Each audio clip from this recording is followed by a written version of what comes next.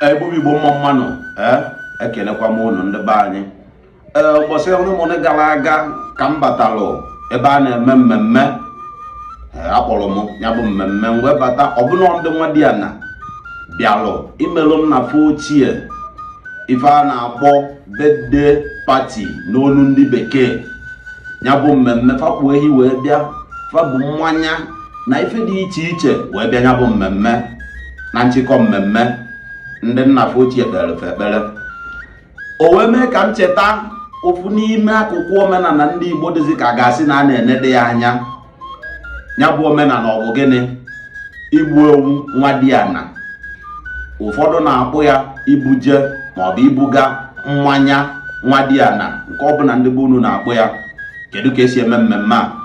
Nwatakịrị amụ na ụmụnne ya ga-ejikọta aka ọnụ, fa ga-eji ọkụkọ mana ife kacha mkpa na ya wee ewu ka a na-eji, mana ọ bụ na aka unu eruro ewu ị ga-eji ọkụkọ maọbụ ewu maọbụ ehi maọbụ na aka gị ruo ehi, mana ife kacha mma iji wee mie bụ ewu a na-akpọ awani, ya wee ewu apịa amụ. Ọ ife eji emie ya wee fa ga-eji ewu, fa ga-eji mbaji ịnọ maọbụ karịa, fa ga-eji mkpụrụ ọjị ịtọ maọbụ karịa, ka akara fa ga-eji ofu ite mmanya ọcha, fa ga-ejizi akpati nkwụ ịbụọ maọbụ karịa. Ife ndị niile bụ ka akara fa. Ọ bụ na fa kwadobe, fa ga-akpọ ndị nnafe ochie sifa n'ụbọchị dị otu a na ndị NWADIANA ga-abịa. Ndị nnafe ochie n'aka nke fa ga-akwadobe n'ụbọchị anwụ aka tupu ụbọchị afa ga-ezi ụmụnna fa sifa na ụbọchị dịkwa otu a na ndị NWADIANA ya na-abịakwa ụbọchị akara aka anwụ ruo. Ọ bụrụ na nnefa dị ndụ, nnefa ga-eburufe ụzọ gaba n'ebe amụ ya, oruo ebe ahụ cherefa. Ndị NWADIANA abịa ụbọchị anwụ aka fa abịa. O nwere ike iwu n'oge eji eri ji, o nwere ike iwu n'oge Disemba mgbe a na-atakọta ọnụ, ma ọ bụ mgbe ọbụla dabara ụfọ nwere mgbe iche ma mgbe a ga-eje enye asị na fa emetara ya mba. Fa abịa, ife ndị a niile fa ji bịa a ga-anabata ya n'aka fanya. Ndị nnafe ochie ga-anabata ife niile ahụ wee bupụta nri fasi, maka ndị nnafe ochie ga-esi nri na-eriwe na-echefa, bupụtara fa nri erigidericha. Ewu ahụ fa ji bịa a ga-egbu ya ozugbo, egbuo ya ewere ya sie oriri, bupụtakwa ya erie fa ncha.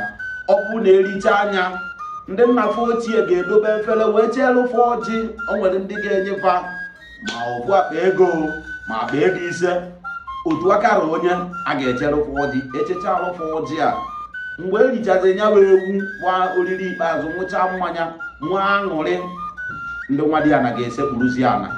Ndị nnafe ochie ga-eburuzi ya bụ ọjị bunyefa wee bikwasị fa aka wee kpere fa ekpere, gọọrụ fa ọfọ, yọọ Chukwu ka ọ gọzie fa.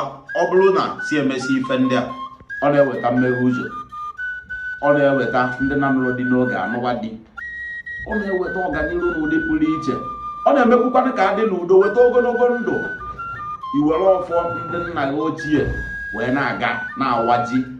Ya ana m asị gị nwa ikolobịa maọbụ nwa agbọghọbịa mana iwe onye Igbo, ọ bụrụ ndị bụ na-ejebe kaba arụpụ na IBUJE mmanya NWADIANA maọbụ na iji egbuo ewu NWADIANA mee ya dịka esi eme ya, ị ga-afụ ufuri ya, ị ga-anata ngozi ya. Ndị be anyị biko sịtụsara m ozi a ka ụmụnne anyị ndị ọzọ wee soro anyị mụtakwa. Ana m ekenekwa unu na-asị n'aka mbụkwa Maazị Akụ Chinedu MC Bazito, nnukwu nwa mụ na Aba Agana. Ya gaziere unu DJ, daalụ m.